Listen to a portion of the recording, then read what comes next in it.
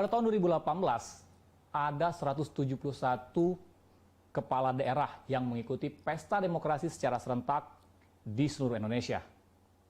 Sumatera Selatan salah satunya. Ada 7 kabupaten kota yang mengikuti pilkada serentak. Salah satunya Kabupaten Muara Enim. Hasil pesta demokrasi tersebut melahirkan putra-putra terbaik di bumi Serasan Kundang. Melahirkan 2 pemimpin untuk memimpin menahkodai Kabupaten Muara Enim. Seiring perjalanan waktu, masalah hukum mampir menerpa Kabupaten Muara Enim. Sehingga diambil kebijakan untuk melanjutkan estafet kepemimpinan pada wakil bupatinya.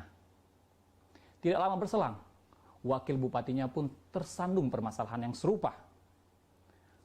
Pemerintah Provinsi Sumatera Selatan, gubernur mengambil langkah sebagai kepala daerah, menunjuk pejabat bupati menggantikan kedua putra terbaik tersebut. Nasrun Umar menjadi PJ Bupati Muara Enim pertama dan dilanjutkan Kurniawan sebagai PJ Bupati Muara Enim selanjutnya. Pada tahun 2022, santer muncul nama calon-calon pemimpin kabupaten tersebut untuk membenahi Kabupaten Muara Enim menjadi kabupaten yang maju. Tentunya kita berharap ke depan kabupaten menjadi lebih baik sehingga dapat membawa kemajuan ekonomi bagi masyarakat di Kabupaten Muara Enim. Nah, ngobrol-ngobrol soal Muara Enim, akhir-akhir ini kita melihat ada 2 kandidat calon wakil bupati yang didorong oleh DPRD Kabupaten setempat. Salah satunya adalah tamu kita pada hari ini, Mas Ahmad Usmarwi Kafah. Apa kabar, Mas? Alhamdulillah, baik. Wih, ini agak-agak gini loh. Kita ketemu sama Mas Ahmad Usmarwi Kafah. Kita panggil Mas Marwah aja ya? Atau Mas Kafah? Mas Kafah dong. Oh, Mas Kafah dong. Oke, siap. Mas Kafah, ngobrol-ngobrol sedikit dong. Baik. Ini Mas Kafah, kenalan dulu sama masyarakat yang ada di Provinsi Sumatera Selatan ini. Mas Kafah ini latar belakangnya terjun ke dunia politik seperti apa? Iya.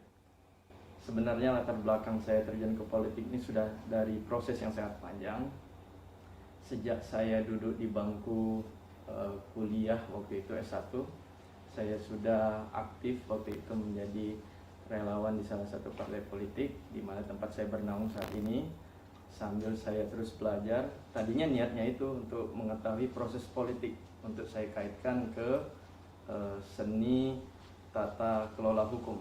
Karena latar belakang pendidikan saya sebagai mahasiswa hukum saat itu, jadi saya ingin menggabungkan kombinasi bagaimana alam politik bekerja sama dengan berbagai macam peristiwa-peristiwa hukum, baik itu internal maupun eksternal dari negeri kita Indonesia saat itu. Ya, Mas Kafah melihat politik itu seperti apa sih? Politik itu bagi saya adalah seni. Seni untuk melihatnya sendiri maupun seni untuk terlihat. Untuk melihat, maka politik itu harus kita lihat sebagai ajang wahana untuk menciptakan banyak kebaikan, banyak manfaat kepada masyarakat, bangsa dan negara.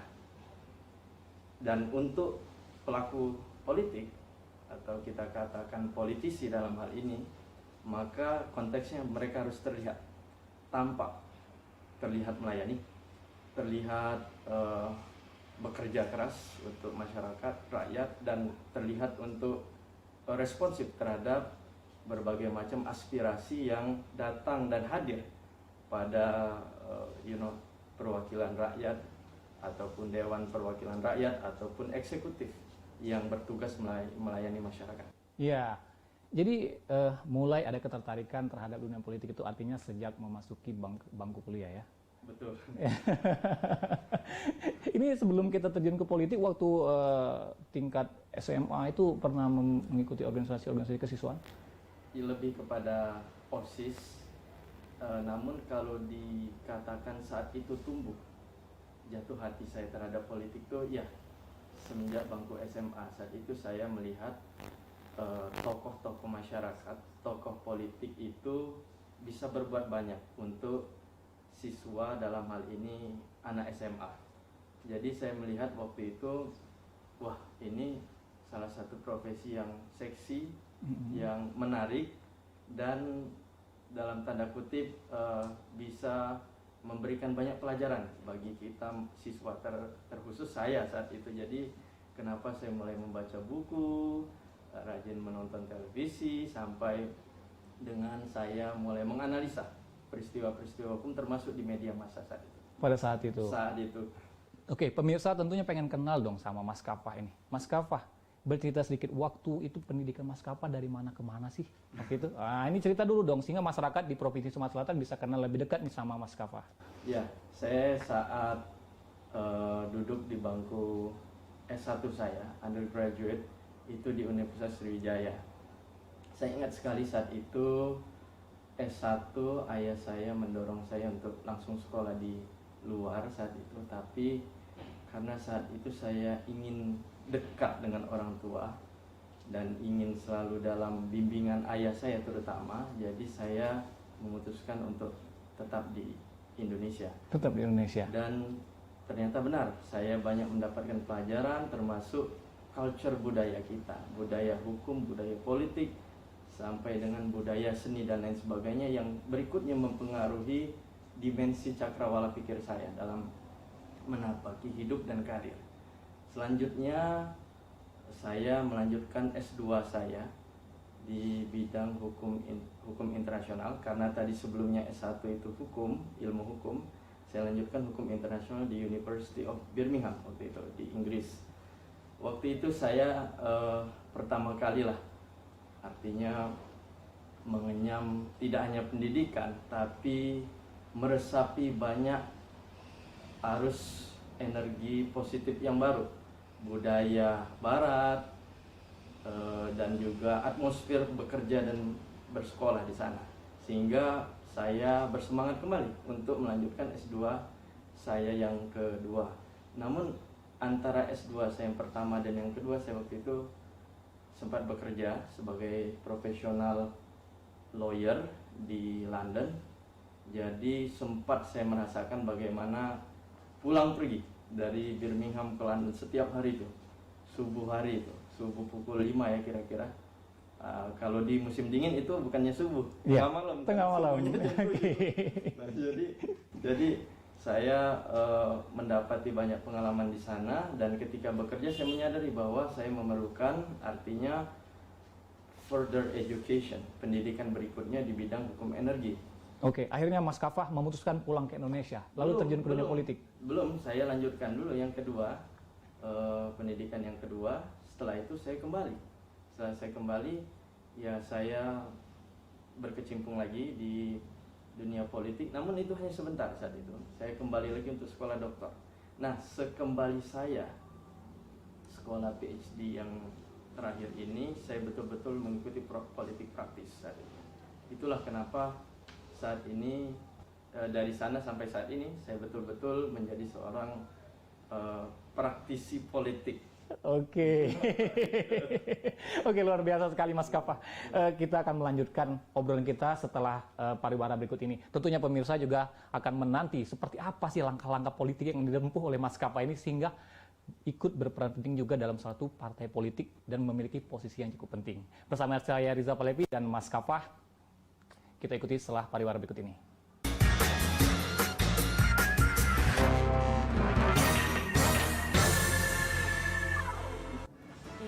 Berita ekonomi baru dan berbeda dari berita lainnya.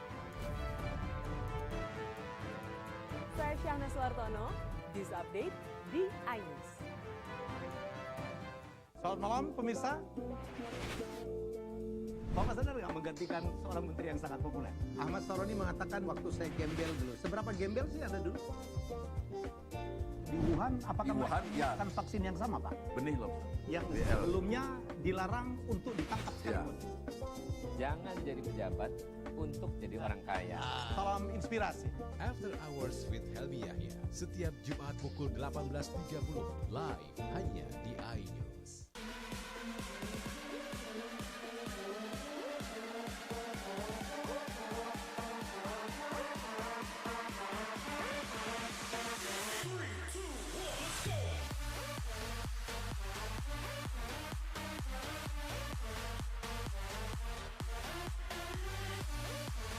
pukul 1 siang. Dengan warna baru, Pastinya lebih seru lebih keren, dan lebih kepo.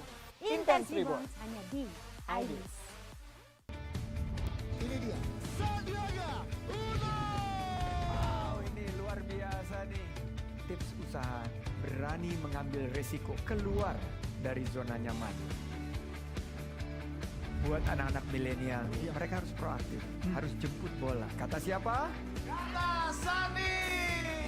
Kata Sandi, setiap Senin pukul 18.30 live hanya di iNews. Wah. Kayak jawara nggak?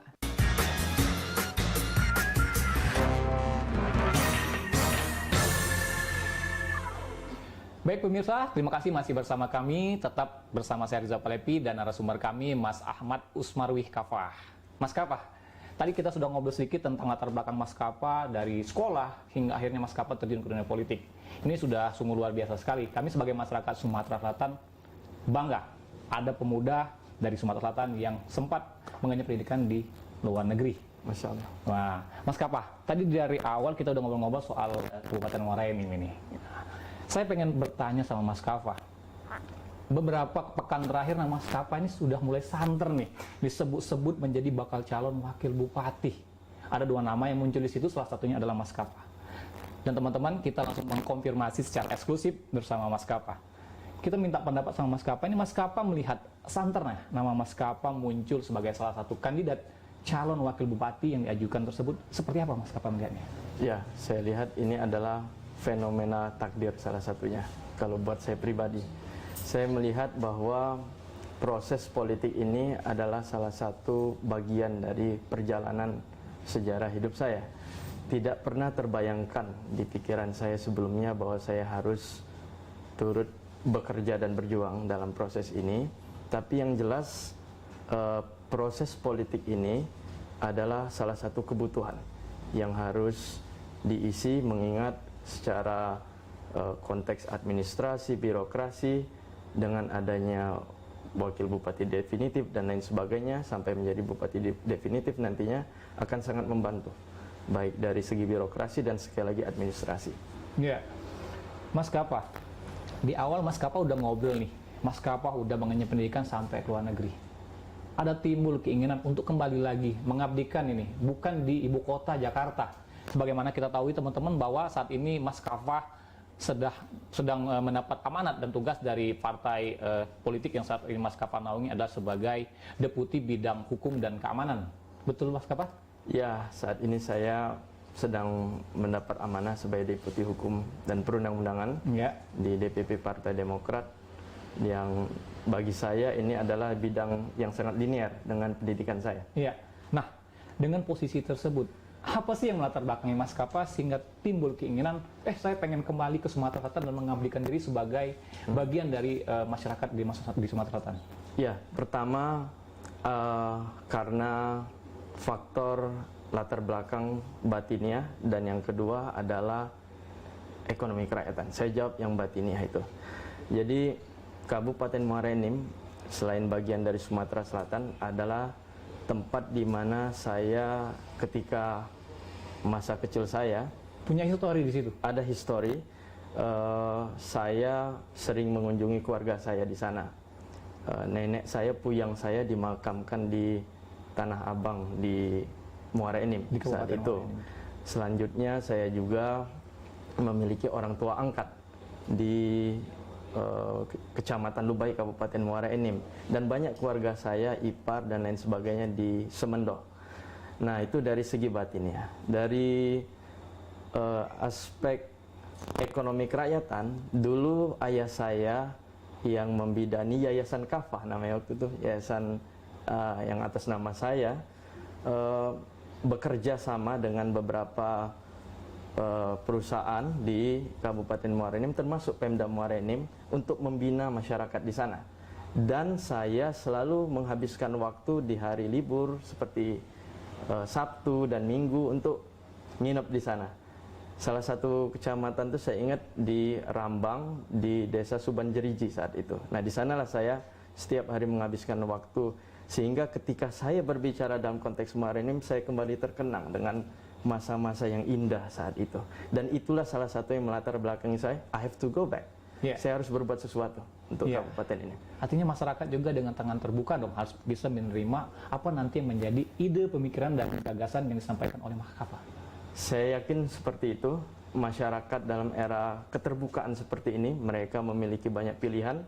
Mereka dapat mempelajari sesuatu dengan cepat, apalagi teknologi digital saat ini. Jadi saya yakin segala hal yang positif akan disambut baik, tidak hanya oleh masyarakat, tapi tokoh masyarakat di sana. I have to positively think about it. Oke. Mas Kapa melihat Kabupaten Muara Enim ini menjadikan beberapa visi ke depan dalam upaya meningkatkan kemakmuran masyarakat ekonomi kerakyatan. Perspektif Mas Kapa sendiri melihat Kabupaten Muara Enim ini seperti apa? Ya, Kabupaten Muara Enim adalah kabupaten yang sebetulnya sangat banyak mendapat keberkahan, blessings dari Tuhan Yang Maha Kuasa, Allah Subhanahu Wa Taala. Sumber daya alamnya itu adalah peluang yang sangat visible, jelas kita lihat.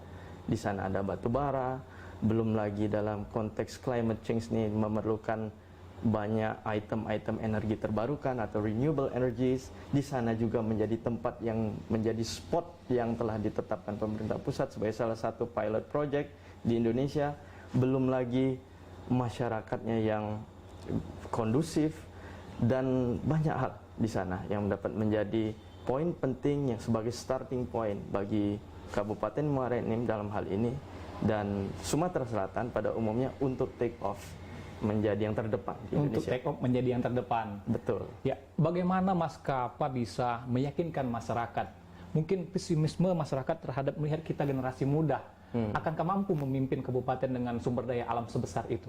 Bagaimana Mas Kapa? Saya teringat salah satu quote dari Mas Agus Yudhoyono, muda adalah kekuatan. Di sini adalah kesempatan kita, ya, anak-anak muda, kaula muda, untuk memimpin dengan semangat, menyatukan hati dan pikiran dalam berbuat yang terbaik, tidak hanya untuk masyarakat, bangsa, dan negara juga. Dalam konteks Kabupaten Muara Enim, di mana sumber daya alam menjadi komoditi utama di sana, maka diperlukan diplomasi tidak hanya lokal, tidak hanya nasional, tapi juga internasional. Saya pikir dengan semangat muda dan pengalaman saya yang pernah bertugas tidak hanya di nasional, tapi juga di internasional, akan insya Allah mudah-mudahan banyak membantu Kabupaten Muara Enim. Mudah-mudahan akan banyak membantu Kabupaten Muara Enim. Mudah-mudahan. Iya, Mas Kapa. Nah, ini cukup menarik ini nih. Ya, ini beberapa putra daerah yang memang ingin mengabdikan dirinya kepada Kabupaten Muara Enim, menjadi lebih maju lagi, menjadi lebih baik lagi, tapi tersandung tentang permasalahan korupsi. Nah, permasalahan korupsi ini seperti apa menurut pendapat Mas Kapa? Tapi jangan dijawab dulu. Kita akan menjawab setelah pariwara berikut ini. Tetap bersama kami.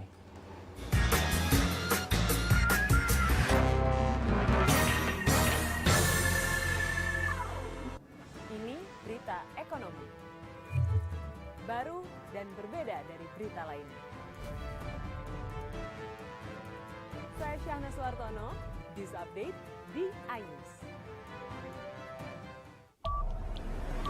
Jember di iNews dengan konsep talk show hadir di prime time. Gak cuma promosi, tapi berbagi ilmu dan informasi juga. Kenapa akhirnya beralih karyawan ke usaha sendiri selain? Hah? Hari gini masih cari kerja. Kenapa nggak jadi pengusaha? Kita mendengar kisah-kisah sukses tadi. Mau jadi pengusaha sukses? Nonton deh Kata Sandi. Kata Sandi hanya di iNews. Selamat malam pemirsa. Bapak sadar nggak menggantikan seorang menteri yang sangat populer? Ahmad Saroni mengatakan waktu saya gembel dulu. Seberapa gembel sih Anda dulu? Di Wuhan, apakah melakukan vaksin yang sama, Pak? Benih loh. Yang sebelumnya dilarang untuk ditangkap sekalipun. Jangan jadi pejabat untuk jadi orang kaya. Salam inspirasi. After Hours with Helmi Yahya setiap Jumat pukul 18.30 live hanya di iNews.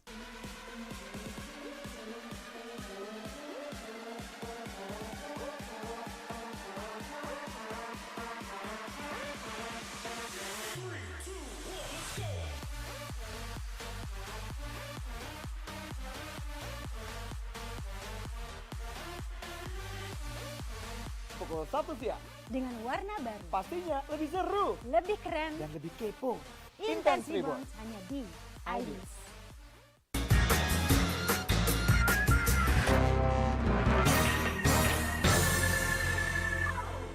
Baik pemirsa, terima kasih masih bersama kami, bersama saya Riza Plepi dan Mas Ahmad Usmarwi Kafah. Mas Kafah, kita lanjut lagi nih. Ngobrol-ngobrol soal korupsi, sudah ada contohnya di depan mata. Generasi muda, ini menjadi salah satu tantangan. Mas Kafah melihat korupsi ini, apakah Mas Kafah dapat tidak tergiur dengan hal-hal yang telah dilakukan oleh pendahulu-pendahulu tersebutnya? Ya, bicara tentang korupsi kita ingat dengan satu istilah peribahasa, no one countries are immune from corruption, including Washington, Bombay, and certainly Indonesia. Jadi tidak ada negara yang kebal terhadap korupsi. Apakah itu Washington, Bombay di India, maupun Indonesia pastinya. Jadi dalam hal ini kita mesti cermat dan hati-hati, prudent sifatnya.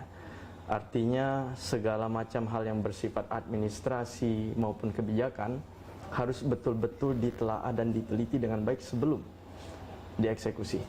Itu dasar utama, prinsip bagi saya untuk menjaga marwah inovasi, kreasi, dan kebersihan daripada tatanan pekerjaan atau dalam konteks pemerintahan nanti birokrasi. Iya.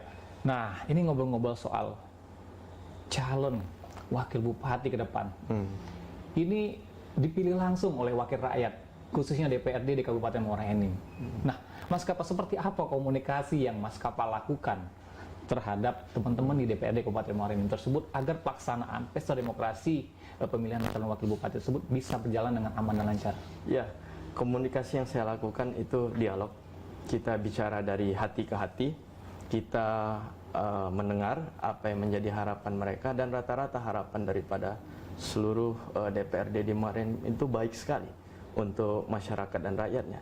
Mereka ingin bagaimana rakyat diperhatikan, aspirasi rakyat dapat terserap dengan baik sehingga dapat dieksekusi dengan maksimal. Dan bagi saya itu niat yang sangat baik sekali sehingga ada chemistry, kecocokan antara kami. Dan saya yakin ini adalah modal yang baik untuk pemerintahan yang sehat, clean governance, dan pemerintahan yang kuat, kokoh. Artinya sudah terjalin komunikasi yang baik. Sudah. Bagaimana dengan partai-partai pengusung yang sudah saat ini Mas Kafah mengusung Mas Kafah sebagai calon wakil bupatinya? Ya, partai pengusung menjadi pada dasarnya motor dalam pergerakan komunikasi politik yang saya jalankan sejak bulan lalu. Dan partai-partai pengusung ini anggotanya yang duduk di DPRD Muara Enim menjadi pembuka jalan dalam komunikasi politik yang saya lakukan. Kemarin saya berkunjung contohnya ke Muara Enim. Kita berdiskusi tentang kemiskinan, kita berdiskusi tentang angka pengangguran, kita berdiskusi tentang policy, kebijakan, dan juga pembinaan masyarakat. Dan saya lihat ini merupakan satu hal yang di luar bayangan saya, di luar ekspektasi saya. Ternyata DPRD Muara Enim adalah orang-orang yang sangat berkompeten dan orang-orang yang sangat bertanggung jawab, saya lihat, dengan rakyatnya. Apa yang sudah dimandatkan oleh masyarakat kepada beliau? Gitu ya? Ya, begitulah kira-kira. Oke, luar biasa. Mas Kafah, ini ada lagi nih. Santer juga nih. Konflik muncul, pertanyaan-pertanyaan dari masyarakat. Tenggang waktu yang cukup singkat. Tinggal beberapa belas bulan lagi. Ya, Mas Kafah itu menilainya seperti apa ini, Mas? Dengan tentang waktu yang cukup singkat ini. Ya, better to do something than do nothing. Itu prinsip saya, lebih baik melakukan sesuatu walaupun waktunya singkat. Berbuat yang terbaik pada dasarnya. Dan ini menjadi filosofi hidup saya. Ketika saya melihat peluang untuk mengabdi di Kabupaten Muara Enim, ini hal yang paling saya analisa yang pertama kali adalah mekanisme hukumnya dan juga apa yang bisa saya perbuat untuk rakyat di sana. Ternyata banyak sekali di dalam waktu 1 tahun ini, 1 tahun ke depan, saya ulangi. Artinya saya harus melakukan apa yang bisa saya lakukan, melakukan yang terbaik dan tidak mengulangi kesalahan masa lalu. Melakukan yang terbaik, tidak mengulangi kesalahan di masa lalu. Luar biasa sekali nih pemirsa. Nah, satu lagi nih Mas Kafah. harapan Mas Kapah sebagai mungkin calon wakil bupati yang ke depan akan mengemban amanah yang dipercayakan oleh masyarakat. Ini harapan Mas Kapah kepada selaku pemangku kepentingan yang ada di Kabupaten Muara Enim, baik di kabupaten maupun di tingkatan provinsi, itu seperti apa, Mas? Ya, yang jelas saya ingat salah satu peribahasa filosofi orang Amerika Serikat, yaitu if you want to test a man character, give him power, katanya. Kalau Anda ingin melihat karakter sejati seseorang, berikan dia power.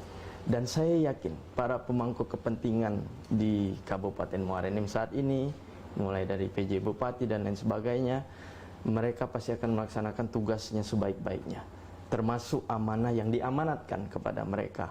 Seperti misalkan, sebagai contoh, memfasilitasi pemilihan wakil Bupati Muara Enim. Saya sangat percaya sampai saat ini PJ Bupati bekerja dengan baik dan akan memenuhi tugas yang diberikan oleh Menteri Dalam Negeri kepadanya.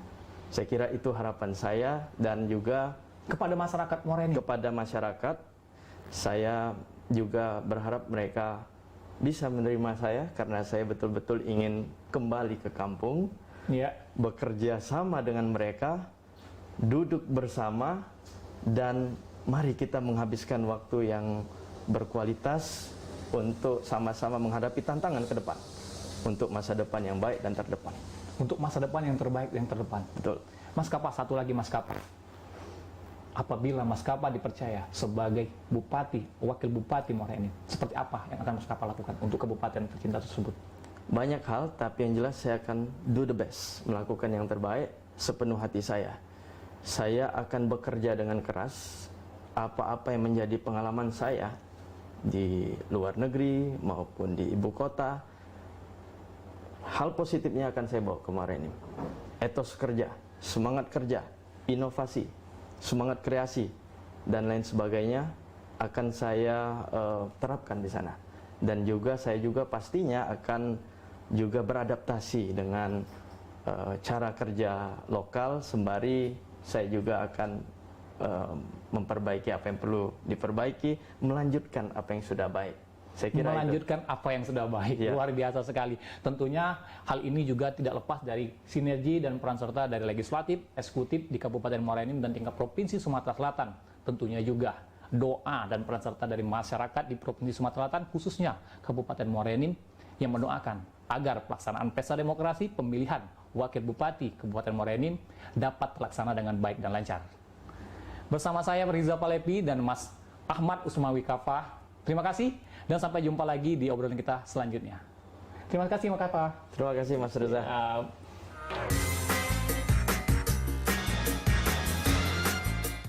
Ini berita ekonomi. Baru dan berbeda dari berita lainnya. Saya Syahna Suartono, News Update di iNews. Yang baru di iNews dengan konsep talk show hadir di prime time. Gak cuma promosi, tapi berbagi ilmu dan informasi juga.